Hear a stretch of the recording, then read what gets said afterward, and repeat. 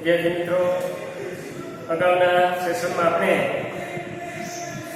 બીજો જે મનુસ્મૃતિનો મંત્ર છે એ જોતા હતા. તેમાં નારીની વાત કરી કે નારી હંમેશા સદા એટલે હંમેશા પ્રવૃત્તયા પ્રસન્ન, ગૃહ કાર્ય શું એટલે ઘરના કાર્યમાં, ગૃહ કાર્યમાં દક્ષયા એટલે કુશળ, પોતાના ઘરની સુસંસ્કૃત ઉપસ્કર્યા, સુસંસ્કૃત સાધન સામગ્રીને સ્વચ્છ રાખનારી, વેટ ખર્ચમાં કર્કશયુક્ત વધુ પડતું ધન ન ખર્ચનારી, અમુક્તયા વધારે વધુ પડતું ખર્ચ ન કરનારી બનવું જોઈએ. નારીની વાત કરીએ. નારી ને સમાજમાં અને કુટુંબમાં માન, મોભો, ઇજ્જત મળવી જોઈએ. જે કુટુંબમાં નારીનું સન્માન નથી થતું તે કુટુંબનું પતન થાય. જે રાષ્ટ્રમાં નારીનું સન્માન નથી થતું, સ્ત્રીનું સન્માન નથી થતું, તે રાષ્ટ્રનું પતન થાય. એટલે હંમેશા રાષ્ટ્રનું માનબિંદુ, સ્ત્રીનું શીલ, આ જે છે ને તેનું રક્ષણ થવું જોઈએ. તો જ ખરેખર કુટુંબ અને રાષ્ટ્ર ઉત્તરોત્તર પ્રગતિ ના શિખરો શકે. સ્ત્રીને કેટલું મહત્વ છે કલ્પના તો કરો મિત્રો. આપણા શાસ્ત્રમાં પણ કહ્યું કે યત્ર નાર્યસ્તુ પૂજ્યન્તે તત્ર દેવ રમંતઃ. જે નારીનું પૂજન થાય ને તે દેવો પણ રમણ કરે છે, દેવો પણ ખુશ થાય છે. આ શંકરાચાર્ય, વલ્લભાચાર્ય, રામાનુજાચાર્ય, રામકૃષ્ણ એક નારીને મુખે જન્મ લીધો. એટલા માટે નારી છે, સ્ત્રી છે, એનું કુટુંબમાં, સમાજમાં, રાષ્ટ્રમાં એનું સન્માન થવું જોઈએ, એમને ગૌરવ મળવું જોઈએ. ત્યારે મિત્રો પહેલાના કાળમાં તપોવનમાંથી શિક્ષણ લઈને જ્યારે વિદ્યાર્થી આવતો ને ત્યારે રાજા હાથીને અંબાડી ઉપર આવતો હોય ને તેનો રસાલો સાઈડમાં ઘટી જતો, નીચે ઉતરીને નમસ્કાર કરતો, પગે લાગતો રાજા, એટલી ઇજ્જત હતી. કાં તો કોઈ બેન છે, પેટમાં બાળક હોય અને બજારમાં આવતું હોય અને રાજા એનો રસાલો લઈને સામે મળતા હોય તો એ પણ હટી જાય, જગ્યા આપી. એ બેન છે, પેટમાં બાળક છે, એ બાળક શંકરાચાર્ય, વલ્લભાચાર્ય નહીં હોય એની શું ખાતરી? અને એટલા માટે એમને એટલી ઇજ્જત આપવામાં આવતી, એટલું સન્માન એને આપવામાં આવતું કે ખરેખર રસાલો આખો સાઈડમાં હટી જાય. અહીંયા નારીની વાત કરી મિત્રો. આ ઉપરાંત દક્ષ સ્મૃતિકા, એના પછીના મંત્ર વાત કરે વેદ સ્વીકરણમ પૂર્વમ વિચાર અભ્યાસનમ જપ તદ્દાનમ ચેવ શિષ્યેભ્યો વેદાભ્યાસો હિ પચદા. વેદોનું અધ્યયન 5 પચદા, વેદાભ્યાસો હિ પચદા. વેદોનું અધ્યયન પચદા એટલે 5 પ્રકારનું છે. વેદોનું અધ્યયન કેટલા પ્રકારનું છે? 5 પ્રકારનું છે. પહેલો વેદ સ્વીકરણમ, વેદોનો સ્વીકરણમ એટલે સ્વીકાર કરવો. વિચાર મનન કરવું. અભ્યાસનમ, અભ્યાસનમ એટલે અભ્યાસ કરવો. જપ એટલે જાપ કરવો. ત્યારબાદ તે જે જ્ઞાન છે એ જ્ઞાનનું તદ્દાનમ ચેવ શિષ્યેભ્ય, વિદ્યાર્થીઓને દાન કરવું. તે જ્ઞાનનું વિદ્યાર્થીઓને દાન કરવું. આવી રીતના વેદોનો અધ્યયન 5 પ્રકારનું છે. એમાં પહેલો વેદોનો સ્વીકાર કરવો, એના પછી એમનું મનન કરવું, મનન ચિંતન કરવું, વિચારવું, થિંકિંગ કરવું, અભ્યાસ કરવો, જાપ કરવો, સતત વારંવાર જાપ પુનરાવર્તન કંઠસ્થ કરવા માટે સતત પુનરાવર્તન, અને તે જ્ઞાનનું વિદ્યાર્થીઓને મેળવેલી જે આત્મસાત કરેલી જે વિદ્યા છે, જ્ઞાન છે, તેને વિદ્યાર્થીઓની વચ્ચે દાન કરવું, વહેંચવું, દાન કરવું. એટલા માટે વેદોનો અધ્યયન 5 પ્રકારનો છે. પહેલા વેદોનો સ્વીકાર કરવો, મનન કરવું, અભ્યાસ કરવો અને જાપ કરવો. ત્યારબાદ તે જ્ઞાનનું વિદ્યાર્થીઓને આવા ઉત્કૃષ્ટ દાન છે ને, જ્ઞાનરૂપી દાન છે ને, એ બધા દાનમાં સર્વશ્રેષ્ઠ દાન છે. એટલે જ્ઞાનનું દાન કરવું. આવી રીતના દક્ષ સ્મૃતિકાર આ મંત્રમાં વાત કરી છે કે વેદોનું અધ્યયન કરવું, 5 વેદોનો સ્વીકાર કરવો, મનન કરવો, અભ્યાસ કરવો, જાપ કરવો, વિદ્યાર્થી વચ્ચે વહેંચવું. પેલા તપોવન પદ્ધતિના શિક્ષણમાં મિત્રો આવી રીતના વેદોનું જ્ઞાન આપવામાં આવતું, એને વહેંચવામાં આવતું. તપોવન પદ્ધતિમાં 8 વર્ષનો દીકરો થાય એટલે અભ્યાસ માટે એને મૂકવામાં આવતો. ત્યારબાદ આવી રીતના અલગ અલગ પ્રકારનું શિક્ષણ આપવામાં આવતું. જીવિકાનું અને જીવનનું શિક્ષણ આપવામાં આવતું. જીવિકાનું શિક્ષણ તો આજે શાળા કોલેજોમાં અપાય છે, પણ જીવનનું શિક્ષણ આજે કોઈ વર્ગખંડોની અંદર ભણાવવામાં નથી આવતું. પ્રાચીન કાળમાં બ્રેન ઓરિએન્ટેડ શિક્ષણ અને લાઈફ ઓરિએન્ટેડ શિક્ષણ બંને પ્રકારનું શિક્ષણ આપવામાં આવે. અને એટલા માટે સિંહ વૃત્તિના વિદ્યાર્થીઓ તૈયાર થતા. 8 વર્ષનો દીકરો બાળક તૈયાર થાય એટલે તપોવનની અંદર એ શિક્ષણ લેતો હોય 8 થી 25 વર્ષ સુધી માતા પિતાએ પણ તેમને મળવા માટેની પણ પરમિશન નહોતી આપવામાં આવતી. ઘરે સારા માટે પ્રસંગમાં પણ વિદ્યાર્થીને તપોવનમાંથી રજા આપવામાં નહોતી આવતી. નિઃશુલ્ક શિક્ષણ આપવામાં આવતું. વશિષ્ઠ ઋષિના આશ્રમમાં 60,000 વિદ્યાર્થી અભ્યાસ કરતા. રાજાએ પણ ત્યાં વિનિત બેસી જવાનું, પોતાના વાઘા, આભૂષણો, સોનાના મુગટો બહાર રાખીને જવાનું. એટલા માટે કે વિદ્યાર્થી છે એના માનસ ઉપર એને વિપરીત અસર પડે. એટલા માટે વિનિત બેસી જવાનું. આવું તપોવન પદ્ધતિનું શિક્ષણ હતું. ત્યારે અહીંયા વેદોનું અધ્યયન 5 પ્રકારનું છે. પહેલા વેદોનો સ્વીકાર કરવો, મનન કરવો, અભ્યાસ કરવો, જાપ કરવો, આવા પ્રકારનું તપોવન પદ્ધતિનું શિક્ષણ પહેલાના કાળમાં આપવામાં આવતું. અને એટલા માટે સિંહ વૃત્તિના યુવાનો તૈયાર થયા. તેમાં 50 વર્ષ વટાવી ગયો હોય, 51 વર્ષમાં પ્રવેશ કર્યો હોય વાનપ્રસ્થી લોકો અમુક સમય તપોવન માટે આપતા.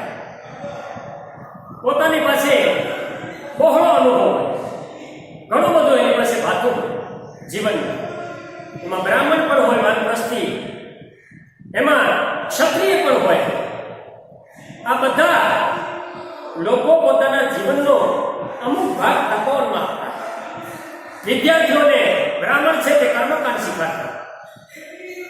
વેદ ઉપનિષદના મંત્રોનો આરો અવરો આ બધું શીખવાડતા. ક્ષત્રિય શસ્ત્રાસ્ત્ર વિદ્યા શીખાતા. ક્ષત્રિયના દીકરા પણ ત્યાં અભ્યાસ કરતા હોય. એને ક્ષત્રિયો છે વાનપ્રસ્થી, એને શસ્ત્રાસ્ત્ર વિદ્યા શીખાતા. બ્રાહ્મણના દીકરાઓને બ્રાહ્મણ લોકો કર્મકાંડ શીખાતા, જીવનના પાઠ શીખાતા. આવી રીતના વાનપ્રસ્થી લોકો જીવનનો અમુક પાઠ તપોવન માટે કાઢતા. નિઃશુલ્ક શિક્ષણ આપવામાં. રાજાનો દીકરો અને રંકનો દીકરો એક જ પાથરે બેસે. આવી તપોવન પદ્ધતિનું શિક્ષણ હતું. અને ત્યારે વેદોનું અધ્યયન થતું. આજે રોટલાનું શિક્ષણ અપાય, જીવિકાનું શિક્ષણ અપાય, છતાંય કોઈ ગેરંટી નથી કે મારો બાળક 20 વર્ષ અભ્યાસ કર્યા પછી રોટલો મળશે કે કેમ. જ્યારે પ્રાચીન કાળમાં રોટલાની ફિકર જ નહોતી. અંદર એટલો કોન્ફિડન્સ હતો, આત્મવિશ્વાસ હતો કે મુઠ્ઠી ધાન હું ગમે ત્યાંથી મેળવી લઈશ. ત્યાં ચાતુર્વર્ણ વ્યવસ્થામાં મનુ ભગવાને આટલા માટે જ નિર્માણ કર્યું. કોઈના ધંધા ઉપર કોઈ તરાપ મારતો નથી. આજે આપણે કોઈ પણ ધંધો, હું ક્ષત્રિય છું તો મારે રાષ્ટ્રનું રક્ષણ કરવાનું, એની જગ્યાએ હું બીજો કોઈ પણ ધંધો વ્યવસાય અપનાવું તો આ જે સમાજના લોકો છે એના ધંધા છે એની પર તરાપ મારી સમાજમાં અવ્યવસ્થા ઊભી થાય. એટલે સમાજમાં જે કંઈ સમસ્યા નિર્માણ થઈ એનો જવાબદારી માણસ જ છે. તપોવન પદ્ધતિના શિક્ષણની અંદર આવી રીતના સિંહ વૃત્તિના યુવાનો થયા.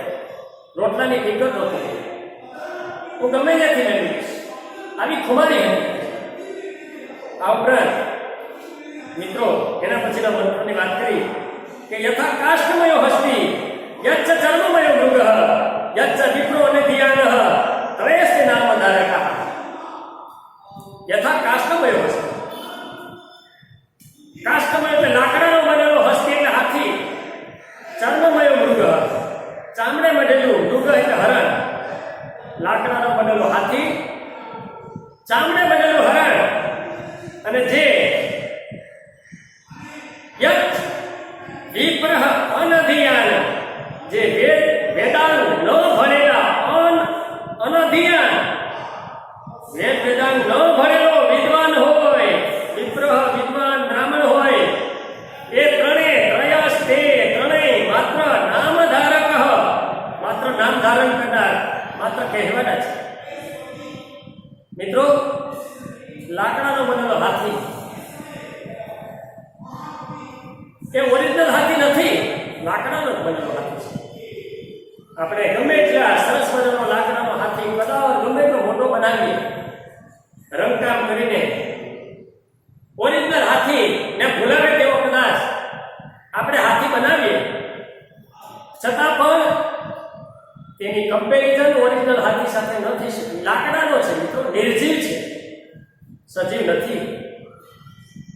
લાકડાનો બનેલો હાથી, ચામડે બનેલું હરણ, ચામડે બનેલું હરણ હોય, ગમે તેટલું હરણ સુંદર લાગતું હોય, ચામડે બનેલું હરણ, સોનાના કલરથી મઢેલું હરણ, મૂળ ઓરિજિનલ હરણને ભૂલાવે એવું, પણ માત્ર ચામડે મઢેલું હરણ છે ભાઈ, એમાં ચૈતન્ય શક્તિ નથી. એટલે ચામડે મઢેલું હરણ હોય અને જે વેદાંગ ન ભણેલો વિદ્વાન બ્રાહ્મણ હોય, ગમે એવો વિદ્વાન હોય પણ વેદાંગ, વેદનું અંગ એટલે કલ્પ, વ્યાકરણ, જ્યોતિષ, નિરુક્તા, આ અંગ છે, વેદના અંગ છે. આ જેને અભ્યાસ નથી કર્યો તે વિદ્વાન ગમે એટલો વિદ્વાન હોય એની વિદ્વતા શૂન્ય છે. એ બ્રાહ્મણ ગમે એટલો પારંગત હોય, જ્ઞાની હોય, પણ તેનું જ્ઞાન એ શૂન્ય છે. એટલા માટે મિત્રો વેદાંગ ન ભણેલો વિદ્વાન હોય, લાકડાનો બનેલો હાથી, ચામડે બનેલું હરણ, આ ત્રણેય માત્ર નામ ધારણ કરવા કરેલા છે. તે ખરેખર ખરા અર્થનો વિદ્વાન નથી, ખરા અર્થનો હાથી નથી, ખરા અર્થનો હરણ નથી, મૃત નથી. એટલા માટે અહીંયા વશિષ્ઠ સ્મૃતિની અંદર આ ત્રણેય વાત કરી.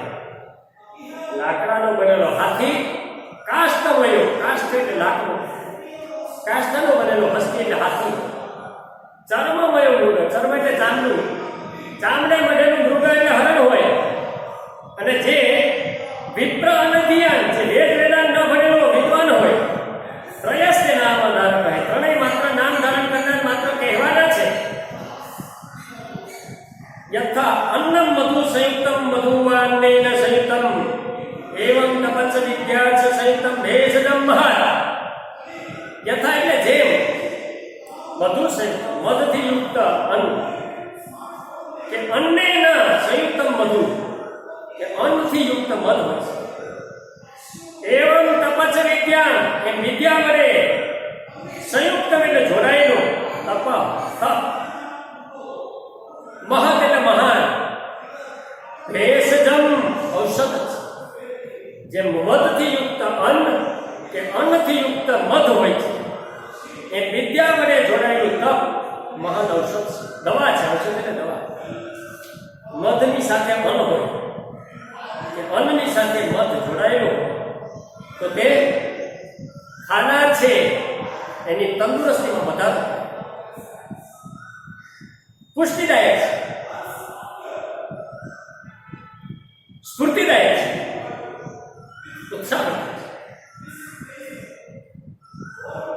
ત્યારે મધથી યુક્ત અન્ન હોય કે અન્નથી યુક્ત મધ હોય તે દવારૂપ છે ઔષધરૂપ છે એ વિદ્યા વડે જોડાયેલું તપ મહાન ઔષધિ દવા છે માત્ર ખાલી વિદ્યા તમારી પાસે હશે પણ તપ નહીં હોય તો તે દવારૂપ નથી તપ એટલે મેં તમને વાત કરી ને તપોદ્વંદ સહન સુખ દુઃખને સહન કરવાની શક્તિ તેને તપ કહેવાય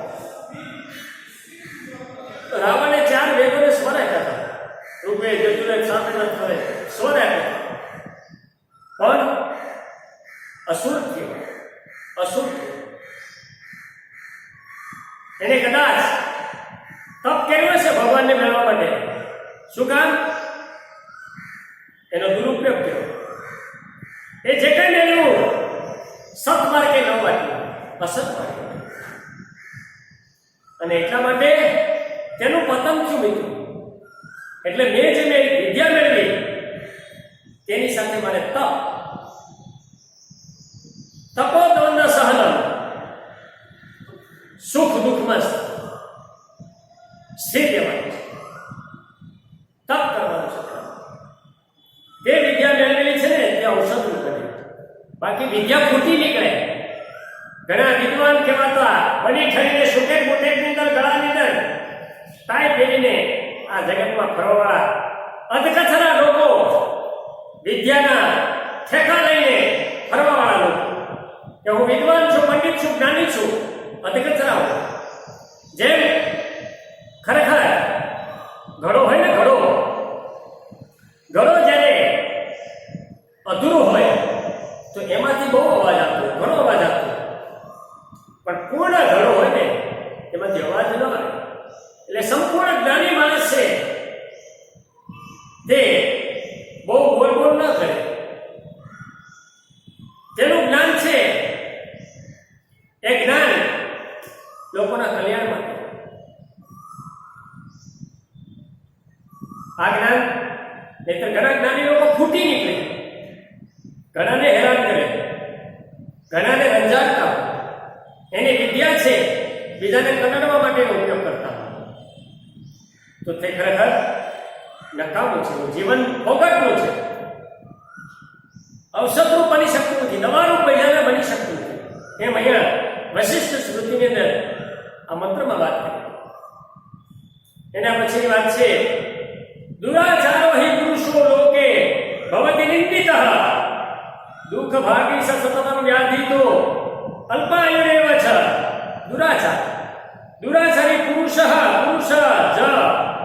દુરાચારી પુરુષ લોકે એટલે સંસારમાં નિંદિતઃ નિંદાપાત્ર ભવતિ બને છે દુરાચારી પુરુષ સંસારમાં નિંદાપાત્ર બને છે અને વળી તે સતતમ નિરંતર દુઃખ ભાગી દુઃખ પામનાર છે વ્યાધિત રોગી રહે છે અલ્પાયુરેવ અને ટૂંકા આયુષ્ય વાળો થાય છે અલ્પ આયુ હોય એટલે આયુષ્ય વાળો થાય છે દુરાચારી પુરુષ સંસારમાં નિંદાપાત્ર બને છે અને વળી તે નિરંતર દુઃખ પામનાર છે સતત વ્યાધિ રોગી રહે છે અને ટૂંકા આયુષ્ય વાળો થાય છે દુરાસારી માણસ સંસારમાં ખરેખર નિંદાને પાત્ર બને છે, એના કોઈ વખાણ ન કરે, ખરાબ આચરણ કરવા વાળો, બીજાને રંગાડવા વાળો, અને વળી તે હંમેશા નિરંતર દુઃખભાગી, દુઃખ પામનાર છે, વ્યાધિ રોગી રહે છે, અલ્પ આયુષ્ય, ટૂંકા આયુષ્ય વાળો થાય છે. તે નિરંતર હંમેશા દુઃખ પામનાર, એ સુખી ન થાય. દુરાચારી માણસ પોતે સુખી ન થતો, રોગી રહે છે અને ટૂંકા આયુષ્ય વાળો થાય છે. એનું આયુષ્ય પણ ટૂંકું હોય, કારણ કે જે પરોપકારનું કાર્ય કરતો હોય, આવો સદગુણી માણસ છે, તે હંમેશા બીજાને સ્તુતિનું પાત્ર બને. દુરાચારી માણસ નિંદાનું પાત્ર બને. સ્તુતિ બધાની વાહવા કરતા હોય, સ્તુતિનું પાત્ર બને. અને ભલે તે નિરંતર દુઃખ પામનાર છે, રોગી રહે છે, અને હંમેશા વહેલી તકે એનું આયુષ્ય પણ ટૂંકું થતું હોય છે. આયુષ્ય ટૂંકા આયુષ્ય વાળું. એટલા માટે મનુસ્મૃતિની અંદર અહીંયા એ વાત છે કે દુરાસારી માણસ છે એ સંસારમાં હાસ્યનું પાત્ર બને છે, નિંદાનું પાત્ર બને છે, બીજાને દુઃખ આપનાર હોય છે, રોગી રહે છે અને ટૂંકા આયુષ્ય વાળો થાય છે. એટલા માટે હંમેશા દુરાચારી ન બનતા સદગુણી બનવું. એના પછીનો જે મંત્ર છે તેમાં વાત કરી, આચારાત લભતે હિ આયુઃ આચારાત ઇપ્સિતઃ પ્રજાઃ આચારાત ધનમક્ષયમ આચારો હંતિ અલક્ષણમ. મનુસ્મૃતિકાર કહે છે આચારાત સદાચારથી મનુષ્ય આયુષ્ય મેળવે છે. સદાચારથી મનુષ્ય શું મેળવે છે? આયુષ્ય મેળવે છે, એક જીવન મેળવે છે. આચારાત ઇપ્સિતઃ પ્રજા, સદાચારથી ઈચ્છેલા પ્રજા એટલે સંતાનોની ઇપ્સિતઃ પ્રાપ્તિ થાય છે. સદાચારથી ઈચ્છેલા આવા સદગુણી સંતાનોની પ્રાપ્તિ થાય છે. આચારાત ધનમ અક્ષય, સદાચારથી અક્ષય અખૂટ ધન મેળવે છે. સદાચારથી અખૂટ ધન મળે છે. આચારાત હંતિ અલક્ષણ, અને સદાચારથી અપલક્ષણનો હંતિ નાશ કરે છે. અને સદાચાર અપલક્ષણનો નાશ કરે છે, જે ખરાબ લક્ષણ છે આપણી એનો નાશ કરે છે. આચારાત લભતે હિ આયુઃ, લભતે એટલે મેળવવું. આચારાત સદાચારથી મનુષ્ય આયુષ્ય મેળવે છે. આચારાત ઇપ્સિતઃ પ્રજા, સદાચારથી ઈચ્છેલા સંતાનોની પ્રાપ્તિ થાય છે. આચારાત ધનમ અક્ષય, સદાચારથી અખૂટ, અક્ષય એટલે ક્ષય ન થાય, જેનો ભંડાર ખૂટે નહીં હોય, અક્ષય અખૂટ ધન મેળવે છે. સદાચારથી અખૂટ ધન મળે છે. અને અલક્ષણમ અને અપલક્ષણનો આચારાત સદાચારથી હંતિ એટલે નાશ કરે છે. સદાચાર અપલક્ષણનો, દુર્ગુણોનો નાશ કરે છે. અખૂટ એવું ધન મેળવે છે. સદાચારની અંદર જ માણસની ઉન્નતિ છે, માણસનો વિકાસ છે. એટલે માણસે સદાચાર, સારું આચરણ કેળવવું જોઈએ. સદાચારથી મનુષ્ય આયુષ્ય મેળવે છે. સદાચારથી માણસે ઈચ્છેલા સંતાનો મળે, સારા પુત્રો સંતતિ આપણે ઘરે આવે સદાચારથી. મિત્રો, કૃતજ્ઞ દીકરો મળવો ને એ પણ પૂર્વજન્મના આપણા કર્મને હિસાબે મળે છે. સારું કંઈક કર્યું હશે ને તો સારા સંતાનો આપણે ઘરે, સારી સંતતિ નો આગમન થાય, બાકી ન થાય. ત્યારે સદાચારથી દુર્ગુણો, અપલક્ષણનો નાશ થાય, એમ મનુસ્મૃતિ કહે છે. ત્યાર પછી મનુસ્મૃતિકાર કહે છે, સર્વમ પરવશમ દુઃખમ સર્વમ આત્મવશમ સુખમ એતદ વિદ્યાત સમાસેન લક્ષણમ સુખ દુઃખ. પરવશમ પારકાને વશ હોય તે સર્વમ સગળું કાર્ય, દુઃખમ દુઃખરૂપ છે. પારકાને વશ હોય તે સગળું કાર્ય દુઃખરૂપ છે અને સર્વ આત્મવશમ સુખમ પોતાને વશ હોય એવું સર્વ કાર્ય સુખમ સુખરૂપ છે. પોતાને વશ હોય એવું સર્વ કાર્ય સુખરૂપ છે. એતત વિદ્યા સમાસે લક્ષણ સુખ દુઃખયો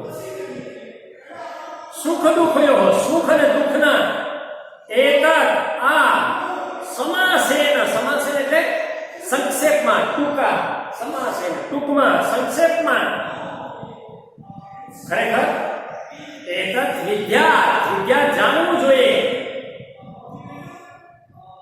સુખ અને દુઃખના આ લક્ષણ સંક્ષેપમાં જાણવા જોઈએ. પરવશમ સર્વમ પરવશમ દુઃખમ પારકાને વશ હોય તે સગળું કાર્ય દુઃખરૂપ.